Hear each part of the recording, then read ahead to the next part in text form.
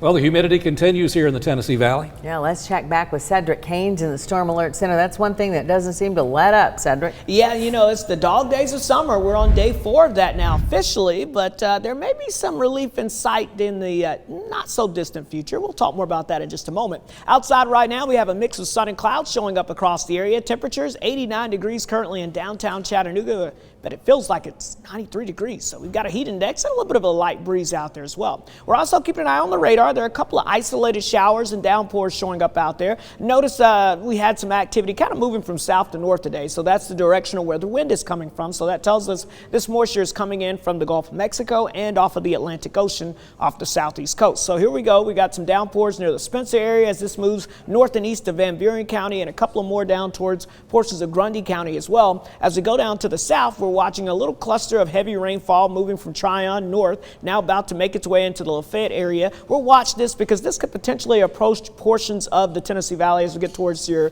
Chattanooga area here as we go into the next hour or two if this holds together. Also another decent little shower showing up just to the south of South Pittsburgh as well as it continues to move on off towards the north. As we go throughout your evening though, don't expect a ton of rainfall. The chances of rain in any given location are about 20, maybe up to a 30% chance, but really isolated is going to be the key word, and this will not last very long. So even if you do see a downpour, it'll last about 10-15 minutes, and then it will continue to move on off towards the north. But it will stay very warm and muggy out there throughout the evening. So as we look at the surface map, we've got a big dome of high pressure sitting off the southeast coast, giving us that southerly flow. That's a return flow, again, as I mentioned, out of the Gulf of Mexico. So you remember those showers were moving from south to north across the area, very similar to the pattern in the upper levels of the atmosphere. We're also watching a cold front that's stalled out to our north and west. This front is also producing more flooding rains across portions of Kentucky and into West Virginia today. This front will continue to drift to the south and east and affect our rain chances heading into the weekend. But first, let's talk about tonight, because we're going to be seeing our overnight lows dropping down into the lower 70s across the valley, upper 60s in the higher elevations.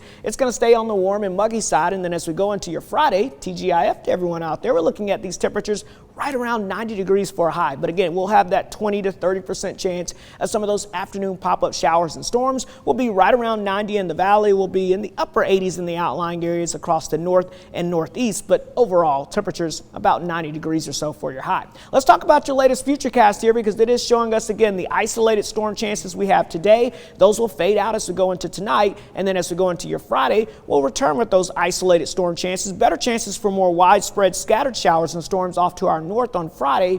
But as we go into the weekend, you'll notice that whole pattern begins to shift back down to the south and east. So we'll see more in the way of coverage of scattered showers and storms across the area Saturday, and that pattern will also continue into your Sunday. So it's not going to be a washout any weekend day, but a better chance of those scattered showers and storms showing up in your neighborhood. Let's talk about that weekend in particular. For your Saturday, hot and humid conditions, highs around 89 for a high. And again, we'll have that 50% chance of those scattered showers and storms. Same thing for your Sunday, scattered showers and storms. So not a washout, but yes, have the rain gear nearby. If you have any outdoor plans, have a plan B to move it inside if you have to, any of those storms kind of visit your neighborhood. As we talk about the rainfall totals, notice for the next couple of days, not a ton of rain, but then we start to see the greens showing up as we get into the weekend and heading into next week. That's an indication of heavier rainfall totals. So while it will not be heavy rain everywhere, there could be some isolated spots that get some maybe some low-lying flooding beginning to develop, some street flooding. So we'll keep an eye on that. Here's the good news though. Very humid conditions stick around as we go throughout the weekend. Even into next week, we're going to be looking at the very humid conditions. But what is this?